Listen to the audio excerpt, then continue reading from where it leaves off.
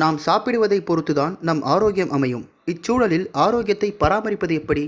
See, when we talk about eating healthy food, we basically trying to emphasize on what is locally available and what is seasonally available. That is the best in terms of both the health aspect as well as the amount of nutrition which you get from it. So be it pandemic or be it any kind of situation, whatever is locally grown is something which is the best for all of us. So and of course during this time we are basically looking into how to build up on your immunity and all. So again, talking about any kind of fruits and vegetables which are available. Similarly, a lot of talk on nuts and seeds are very, very important to build on your immunity. Proteins are very important. So things like dals and lentils, which would be always available. Like I can understand there's certain foods like non-vegetarian foods and things which get spoiled very fast are something which is difficult to find. But the ones which are locally found is something which is obviously the most healthiest and also the most nutritious. So I don't think so that should be really a concern when we are talking in terms of the health aspect of food. நோய் தொற்று பரவல் அதிகரிக்கும் காலகட்டத்தில் கட்டாயமாக நம் வீடுகளில் வைத்திருக்க வேண்டிய உணவுப் பொருட்கள் என்னென்ன? Two, three things to look into during this pandemic. One is, of course, to build on your immunity. So there are certain nutrients which are called the immunonutrients, which actually help you to build up on your immunity. So high on the list is proteins. So you should have a diet which is high on proteins. Certain vitamins like vitamin A, C, D and E are considered to be high as immunoboosters.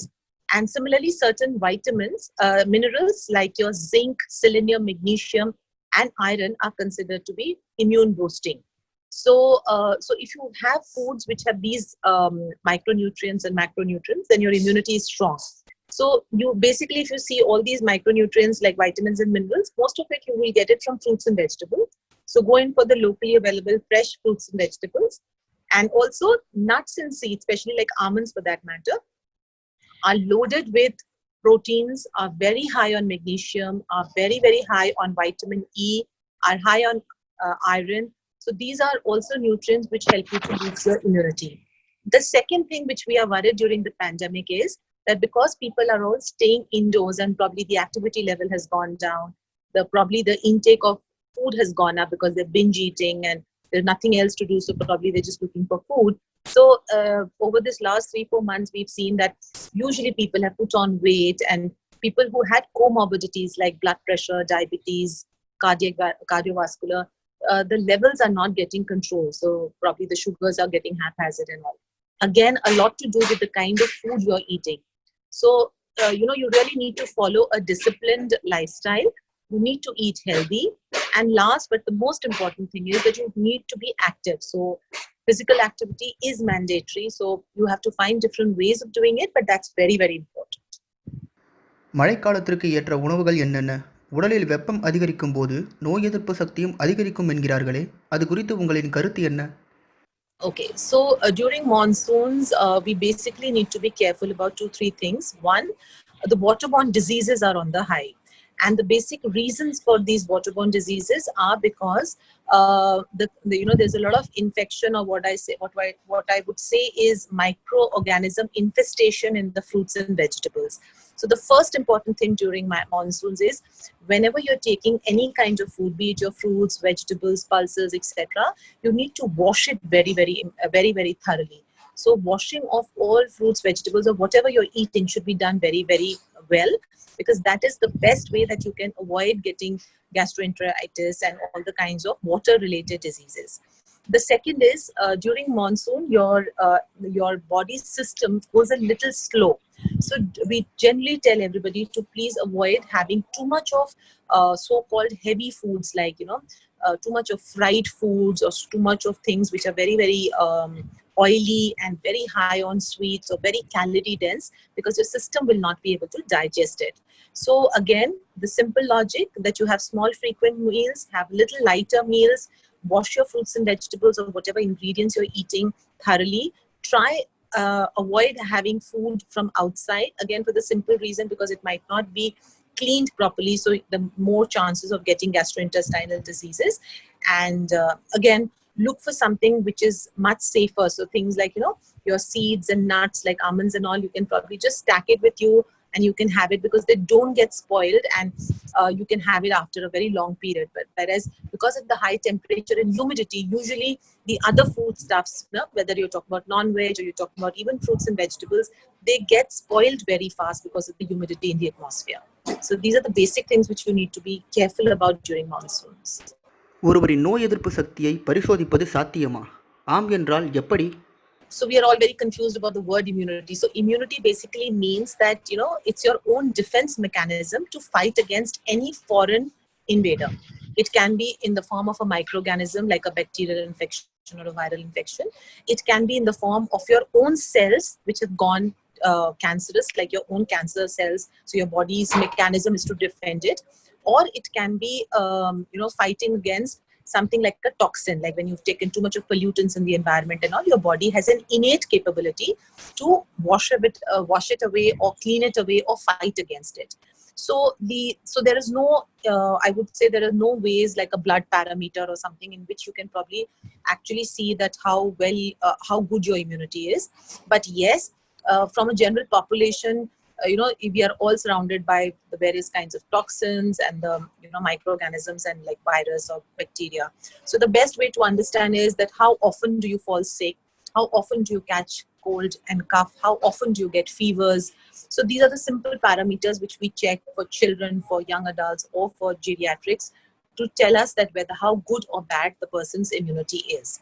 But there are no standards to say that this person has a better immunity and these are the parameters to tell you whether they have a better immunity or not. ஆரோக்கியத்தை காட்டிலும் ருசிக்கு முக்கியத்துவம் கொடுப்பவர்கள் குழந்தைகள். அவர்களுக்கு எத்தகைய ஊட்டச்சத்துக்களை வழங்கலாம்? So for children, what is very, very important, and when I talk about children, I'm talking about pre-adolescents. So we're talking about children who are pre-puberty, so something like 10 till about 10 to 12 years of age. So those are the time where it's not so much about the calorie or the total quantity of food which is important, but what is very important during the initial years of our life is the quality of food which you're eating. So which I keep on telling every parent and mother especially, that please don't be so much focused on the quantity of food, but please be more focused on the quality of food. So if you give the child a variety in the diet, which includes all the various food groups which we know of, whether it's proteins, carbohydrates, fats, vitamins, minerals, which is coming from your fruits and vegetables, all are equally important for the child, even if the child is taking it in small quantities.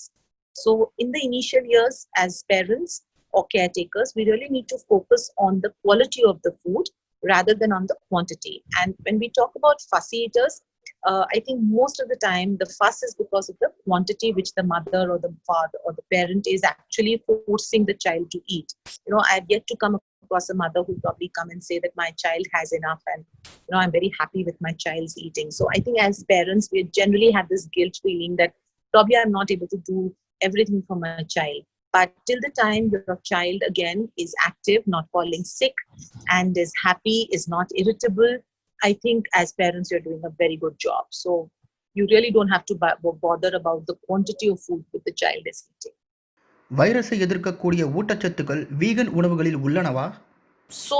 So again, if somebody is following, I have tried a lot of vegan food with my patients and all. It has to be done under the supervision of a nutritionist, because if you're just following a vegan diet, there might be certain number of deficiencies like B12 deficiencies and probably iron deficiencies and certain amount of proteins if you're not taking enough of lentils and all. But if followed under the supervision of a trained nutritionist, it is one of the good diets, because there are studies to show that if you follow a vegan diet, there are especially people with chronic heart diseases or with diabetes, it is better monitored. But again, very, very important that it has to be monitored and followed under the supervision of a nutritionist, because there are certain micronutrients which are not available in the vegan diet, which has to be supplemented, or there would be some other source which your nutritionist would be able to tell you. மாலை நேரங்களில் ஸ்நாக்ஸுக்காக எண்ணெயில் பொரிக்கப்பட்ட உணவுகளை சாப்பிடுவது தற்போது வழக்கமாகிவிட்டது. எண்ணெயில் இருக்கக்கூடிய ஊட்டச்சத்து அளவும் அதன் விளைவுகளையும் விவரியுங்கள்.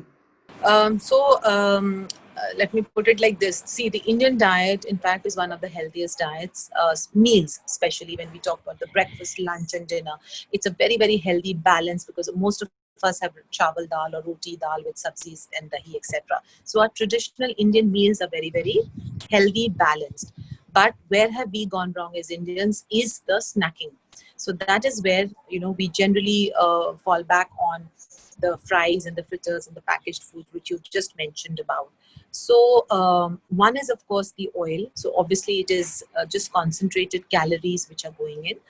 But besides that, the major problem is what we know it as HFSS food, which is high fat, sugar, and salt food.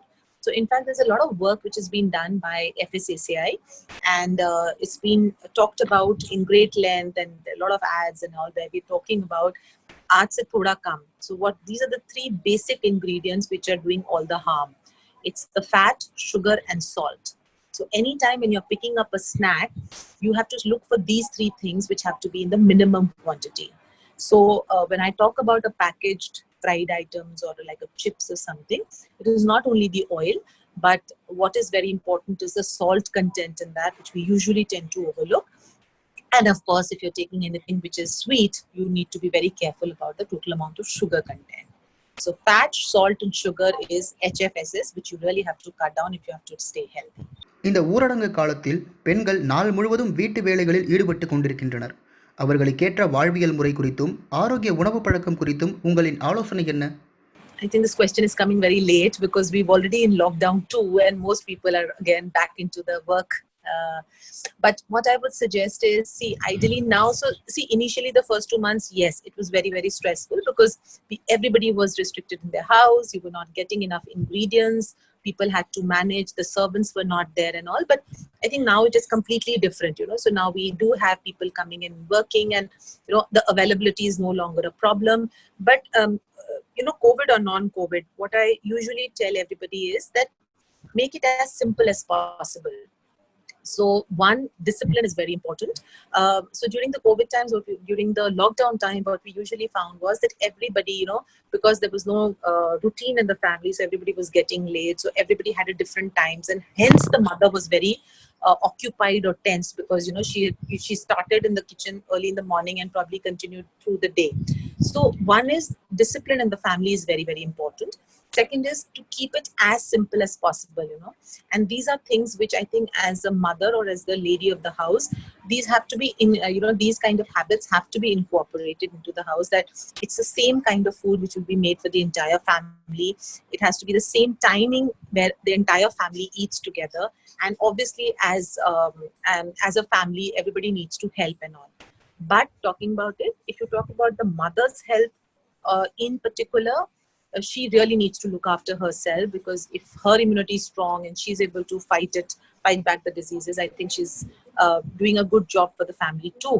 So again, the basic things like eating a lot of proteins, fruits and vegetables, a lot of nuts like almonds and all, those are snacks which she can keep with her, which she can, in between have it.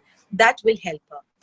Another very important thing, especially for mothers who are indoors and especially in the kitchen all day working, they generally get a lot of dehydrated, and that makes you very tired, dizziness, a constant headache which is there. And most of the time, the reason for that is nothing but dehydration. So that's one thing which I keep on emphasizing, especially for people who are indoors and working at home, that you generally tend to forget to hydrate yourself, like simple water or any kind of fluids. So that's something which will really help them to make them be more active and more energetic through the day. குறிப்பாக தயிர் குறித்து தவறான புரிதல்கள் மக்களிடையே இருந்து வருகிறது. அது பற்றி உங்கள் கருத்து என்ன?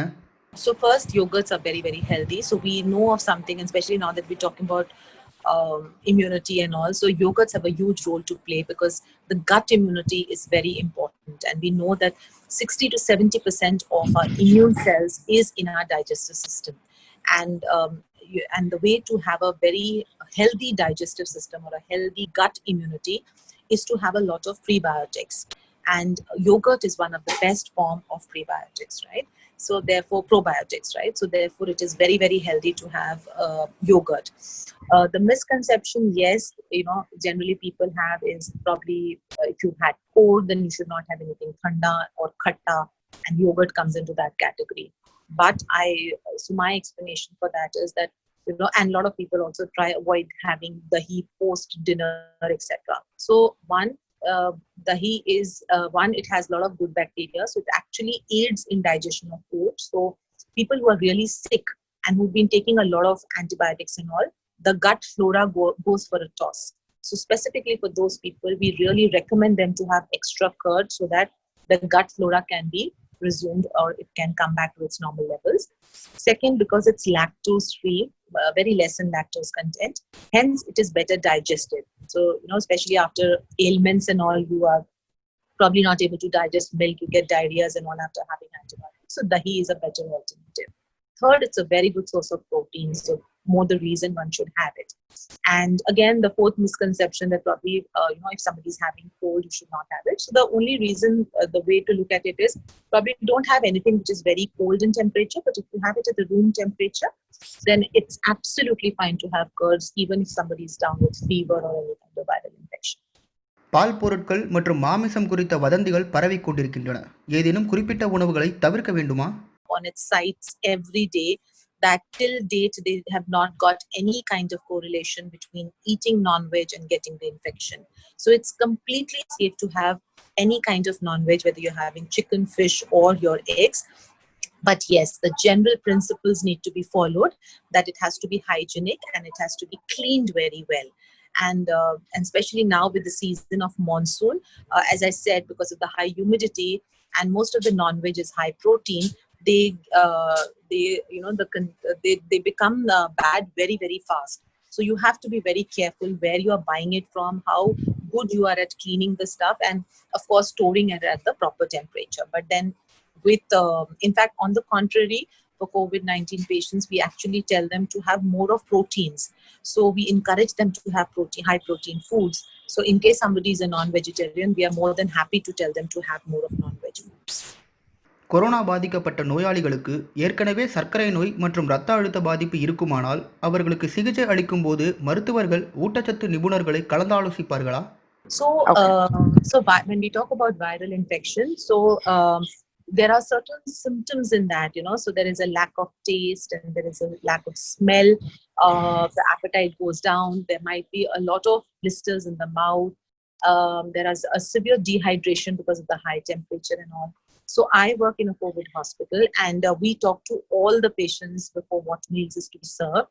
And even at the time of discharge, the patients does consult us over the phone that what diet needs to be taken, because post a viral infection, the person is very, very frail, becomes very weak and appetite goes down and needs a good nutritionist diet to recover.